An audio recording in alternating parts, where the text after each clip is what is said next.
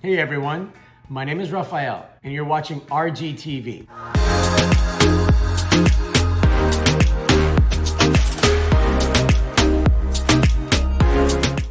It is my video blog where I come up with hacks, ideas, recipes. In this week's episode, my wife wanted to play a little game. So Tony, what's the game? All right, so I want you to go through two of these bags. You don't have to go through the entire bag, but I have collected things from both the pantry and the freezer, and they are all obviously Trader Joe's items.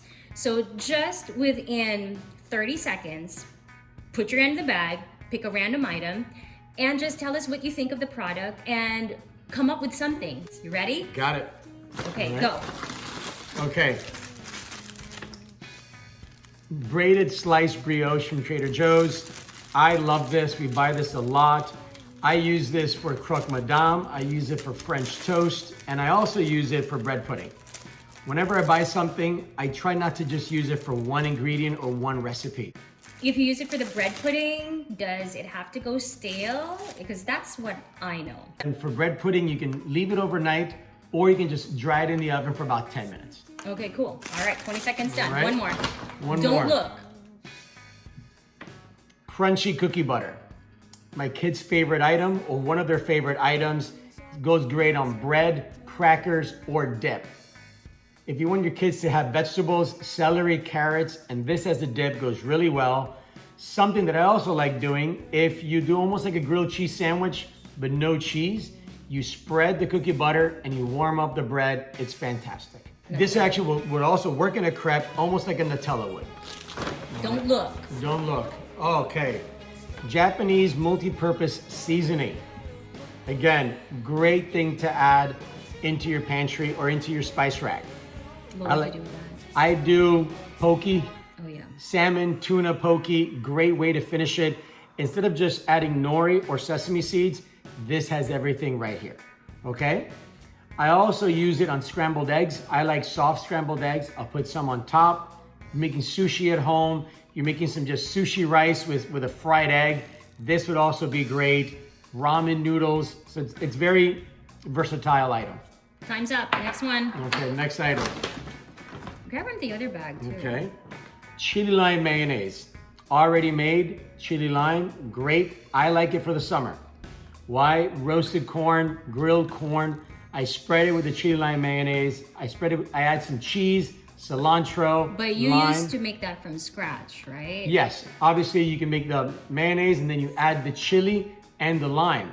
But again, this also saves you some time. If you're going somewhere, you can do the exact same roasted corn recipe, take it off the cob, then you just add the mayonnaise, chili lime mayonnaise, Like a salad, cheese, you mean? cilantro and lime. Yes, as a salad. Okay, great. All right, time's up. Okay. Next one. This bag, Kale Gnocchis. The number one ingredient here is kale. Second also from my wife that's gluten-free, it's chickpea flour. You can have these in the freezer and make it one day with Alfredo sauce, one day with pesto, one day with marinara. Just Oh, grab. sorry. There you go. Sorry about that.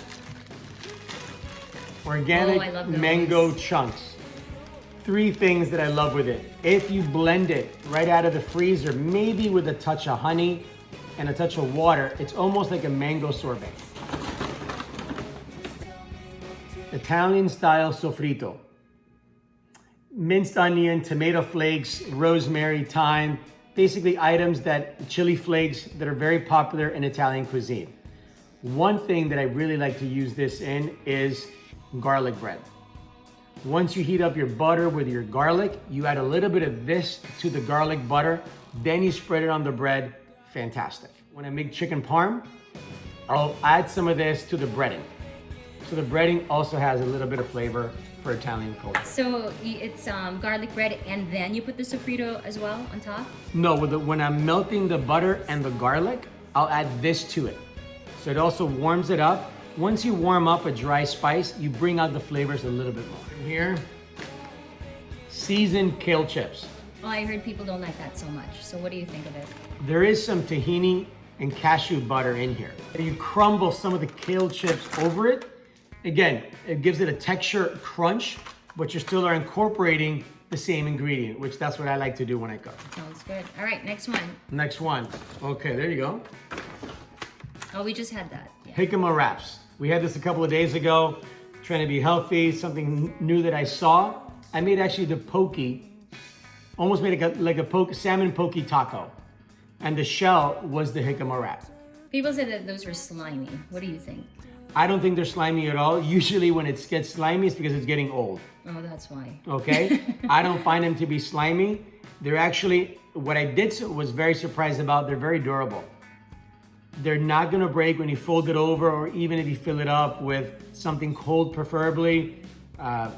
You can do sandwich wraps out of here, small sandwich wraps. Like, tacos would be great. Like ham? Like Ham turkey wrap, you just roll it up like a pinwheel would be a great thing for this also.